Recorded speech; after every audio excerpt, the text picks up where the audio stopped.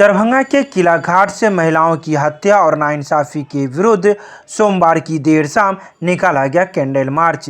यह candle march किला घाट के CM college के मुख्य गेट से निकलकर मिल्लत कॉलेज तक गया, जिसमें सैकड़ों की संख्या में महिलाएं एवं पुरुष शामिल थे। कैंडल मार्च में शामिल महिलाओं का कहना था कि पूरे देश और विशेषकर बिहार में महिलाओं के खिलाफ बलात्कार व हत्याएं लगातार बढ़ती जा रही है। हर दिन अखबार और न्यूज़ चैनल के माध्यम से बिहार में आधा दर्जन महिलाओं के खिलाफ हुए क्रूर अत्याचार की खबरें छपती रहती हैं।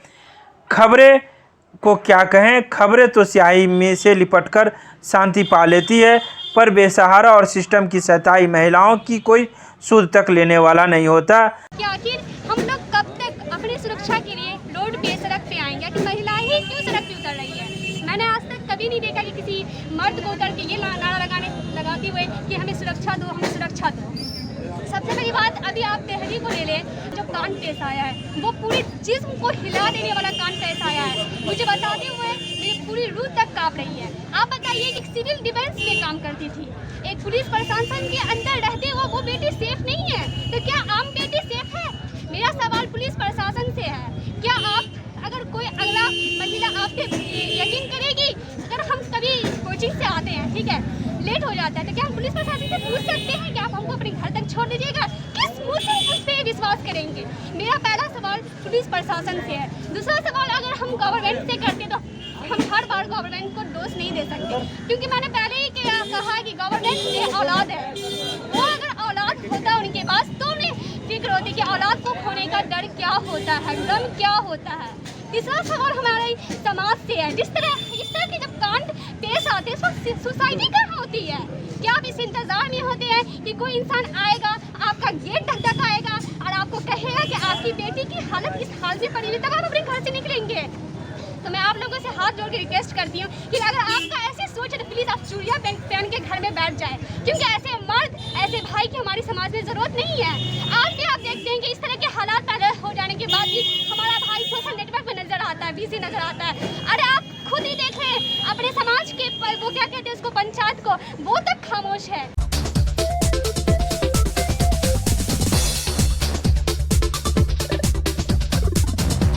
सेवा समर्पण कार्यक्रम के तहत भाजयुमो ने लक्ष्मेश्वर पब्लिक लाइब्रेरी में आयोजित किया नव भारत मेला। देश के प्रधानमंत्री नरेंद्र मोदी के 71वें जन्म दिवस पर भारतीय जनता पार्टी द्वारा चलाए जा रहे सेवा समर्पण कार्यक्रम के तहत सोमवार को भारतीय जनता युवा मोर्चा दरभंगा जिला के द्वारा जिला अध्यक्ष बालेंदु झा की अध्यक्षता में लक्ष्मेश्वरी पब्लिक लाइब्रेरी में नव भारत मेला का आयोजन किया गया।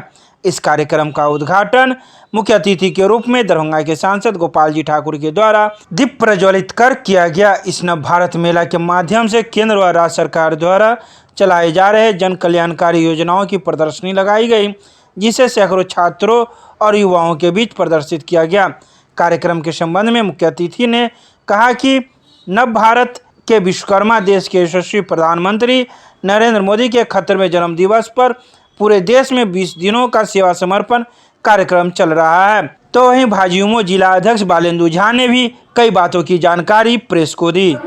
माननीय प्रधानमंत्री जी के जन्म दिवस के अवसर पर उनके सार्वजनिक जीवन में सेवा कार्य के 20 वर्ष पूरे होने पर भारतीय जनता पार्टी 20 दिनों तक सेवा और समर्पण का कार्यक्रम चला रही है।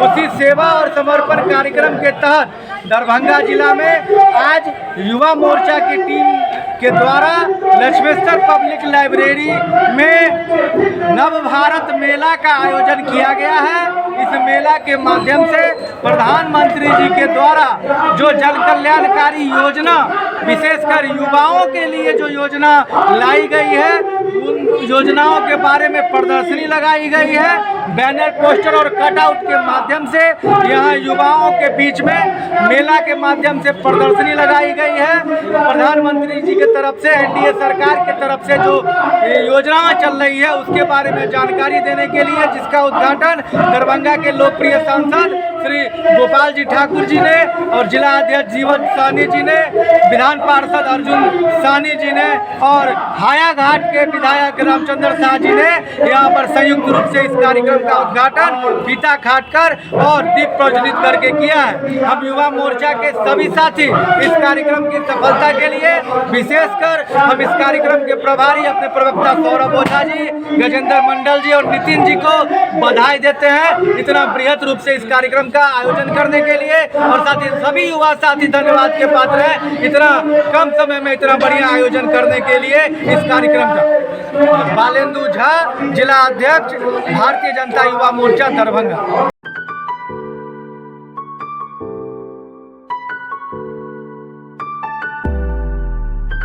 नेताओं एवं कार्यालयों पर भाजपा आरएसएस द्वारा सुनियोजित तरीके से किए जा रहे हमले के खिलाफ प्रतिवाद मार्च निकाला गया।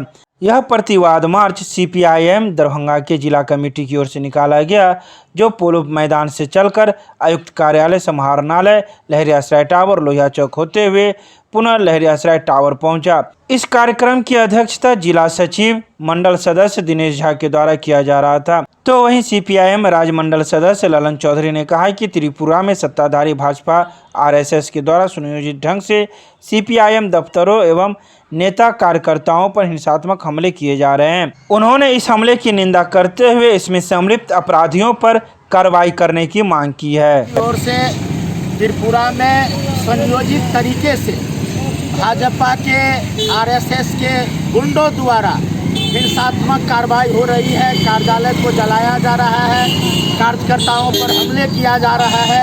इसके खिलाफ आज हम लोग प्रतिवाद मार्च निकाले हैं और हम मांग करते हैं जो भाजपा द्वारा जो हिंसात्मक कार्रवाई त्रिपुरा में हो रही है उस पर रोक लगाई। कहाँ से कहाँ तक निकालें? यहाँ पोलो मैदान से लेके लोहिया, ये कर्पूरी लोहिया चौक होते हुए टावर समाहरणालय तक हम लोग मार्च। प्रतिवाद बाद त्रिपुरा में मार्क्सवादी कम्युनिस्ट पार्टी के कार्यालय पर, उनके कार्यकर्ताओं पर, उनके नेताओं पर जिस रूप से कातिलाना हमले हुए, आग लगी हुई, लोग पीटे गए, इन तमाम बातों ने जनतंत्र को शर्मसार किया। और केंद्र की सरकार कौन है? कोई हस्तक्षेप नहीं है, डेमोक्रेसी खतरे में है।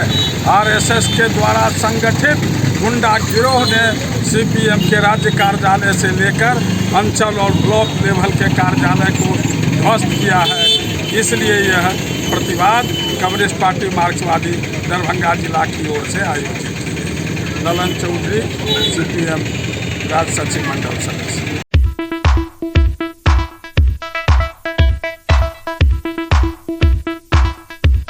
दरभंगा के सीएम कॉलेज में करियर ओरिएंटेड प्रोग्राम के अंतर्गत 6 सर्टिफिकेट कोर्सों में नामांकन लिए जा रहे हैं, जिसकी नामांकन की प्रक्रिया अब अंतिम चरण में है। वहीं इस बारे में chief coordinator doctor RN Chaurasia ने बताया कि 6 सर्टिफिकेट कोर्स महाविद्यालय के द्वारा संचालित किए जा रहे हैं, जिसमें पत्रकारिता और पुस्तकालय एवं सूचना विज्ञान में लगभग सीटें फुल हो चुकी हैं एवं अन्य सर्टिफिकेट कोर्सों में नामांकन की प्रक्रिया प्रारंभ है। दुर्गा पूजा के बाद हम लोग जल्द ही वर्ग आरंभ करेंगे, जिसकी तैयारी लगभग पूरी की जा चुकी है। वहीं आने वाले छात्र छात्राओं का स्वागत भी महाविद्यालय के द्वारा किया जाएगा। तो 5 कोर्स पहले 6 कोर्स हम लोग के यहाँ संचालित हो गए हैं, जिसमें पत्रकारिता का कोर्स दुर्गा पूजा के पहले स्टार्ट हो जाएगा। उसके बाद पुस्तकालय सूचना विज्ञान, उसमें भी सीट भरने जा रहा है और उसका दुर्गा पूजा के जस्ट बाद प्रारंभ हो जाएंगे। पर अक्टूबर में क्रिएटिव राइटिंग एंड ट्रांसलेशन तथा हॉस्पिटलिटी के मिडिल तक में क्लास प्रारंभ होंगे और फॉरेन ट्रेड और ई-कॉमर्स के क्लास अक्टूबर के लास्ट तक। अक्टूबर में ही यूजीसी ने भी दिया है क्लास प्रारंभ करने का सत्र। इस बार से कोविड के कारण सत्र विलम्ब से है और अक्टूबर में ही प्रारंभ होना है। अक्टूबर में सारे 6 कोर्स प्रारंभ हो। क्या क्वालिफिकेशन है और कितने अमाउंट लग रहे हैं? इसमें इंटरमीडिएट द्वितीय श्रेणी या प्रथम श्रेणी से पास छात्र छात्राएं भाग ले सकते हैं। 6000 कोर्स है। जो छात्र 6000 प्रति कोर्स, एक साथ एक ही कोर्स करेंगे छात्र। और वो अगर दरभंगा जिला के किसी भी महाविद्यालय में अध्ययनरत है ग्रेजुएशन में या PG में, तो नामांकन ले सकते हैं, अथवा कहीं पढ़ाई ना भी कर रहे हैं तो भी एडमिशन ले सकते हैं। क्या नाम है आपका? डॉक्टर RN चौरसिया, समन्वयक पत्रकारिता, CM कॉलेज दरभंगा।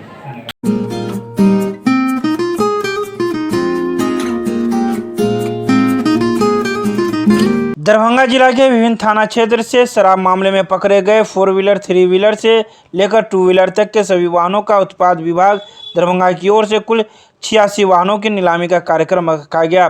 सोमवार को नेहरू स्टेडियम में आयोजित गाड़ियों के इस नीलामी में बिहार झारखंड से आए हुए लोगों ने भाग लिया। मद्य निषेध एवं उत्पाद विभाग दरभंगा बिहार मद्य निषेध और उत्पाद अधिनियम 2016 के अधिरहित 86 वाहनों की नीलामी का कार्य रखा गया, जिसमें काफ़ी संख्या में इस नीलामी में लोगों ने भाग लिया और बिहार झारखंड के बोकारो, धनबाद, पटना से लेकर मुजफ्फरपुर, दरभंगा, समस्तीपुर, मधुबनी, बिहार झारखंड के कई अन्य जिलों से आए लोगों ने वाहनों की नीलामी में भाग लिया। और इस नीलामी कार्यक्रम में गाड़ी का जो निर्धारित दर लगाया गया, जिसमें अधिक बढ़ चढ़कर बोली भी लोगों ने लगाई। अधिक बोली लगाने वाले लोगों को गाड़ी भी दी जाएगी। उत्पाद कांडों में जब वाहन 2 व्हीकल 3 व्हीकल और 3 व्हीलर 2 व्हीलर और 4 व्हीलर सब है, जिसकी नीलामी आज चल रही है और ये लगभग देर रात तक चलेगा। 86 गाड़ियों का नीलामी आज होने वाली है, सभी गाड़ी मिलाकर। ट्रक भी है। किन किन दामों का गाड़ी अगर बात की जाए? दाम तो हमारे यहाँ लगभग 25,000 से लेकर के और 2 लाख 2.5 लाख तक का है। और उसके बाद ऑक्शन डाक बोलेगा, डाक में जो सफल होगा उसको हम देंगे, जो सबसे ज़्यादा बोली लगाएगा उसको देंगे। हमारे यहाँ जो गाड़ी का आता है क्लर्की साहब के यहाँ से अधिग्रहण होकर के उस गाड़ी की नीलामी होती है और जिला का टोटल थाने का गाड़ी हमारे यहाँ से ही नीलामी होती है। गाड़ी सब है लगी हुई है, एक्साइज में लगी हुई है, थाना में लगी हुई है।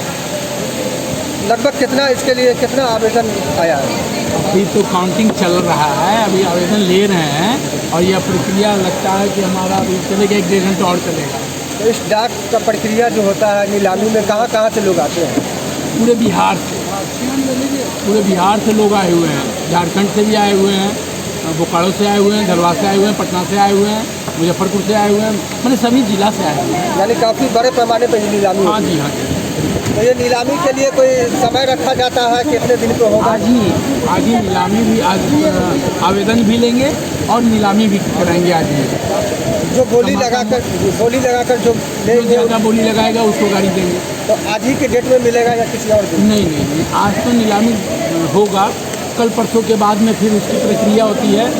कलेक्टर साहब के यहाँ से उसका ये आता है, चिट्ठी आता है, रिलीजिंग ऑर्डर आता है, तो हम लोग उसको रिलीज करके उस व्यक्ति को गाड़ी सौंप देते हैं। मेरा नाम सिद्धेश्वर लाल, एक्साइज इंस्पेक्टर दरभंगा।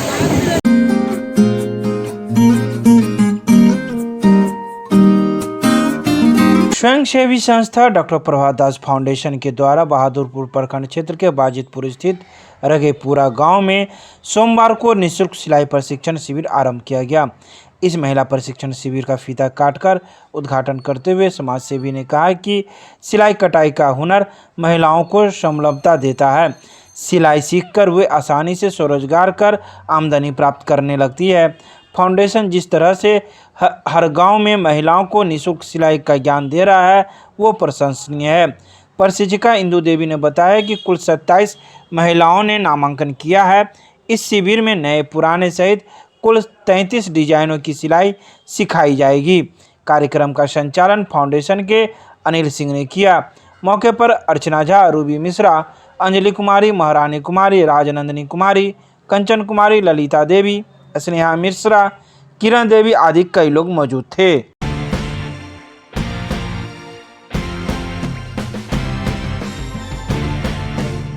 ललित नारायण मिथिला विश्वविद्यालय के विकास शाखा में डॉक्टर रितेश चौरसिया ने 20 सितंबर को अपना योगदान दिया। विश्वविद्यालय ने इन्हें विकास शाखा में सह विकास पदाधिकारी के पद पर नियुक्त किया है। आपको बता दें कि विकास पदाधिकारी डॉक्टर के साहू सेवानिवृत्त में कुछ ही माह बचे हुए हैं। वे जनवरी 2022 को सेवानिवृत्त हो रहे हैं। डॉक्टर साहू ने बताया कि विश्वविद्यालय ने एक अच्छे तकनीकी विशेषज्ञ जिनका ज्ञान अपने विषय में तो बहुत है ही, परंतु रिसर्च और विदेशों के अध्ययन विकास की गहरी पैठ है। इनके आने से विकास की गति तेज होगी। डॉक्टर रितेश की नियुक्ति से विकास शाखा में एक खुशी की लहर देखी गई।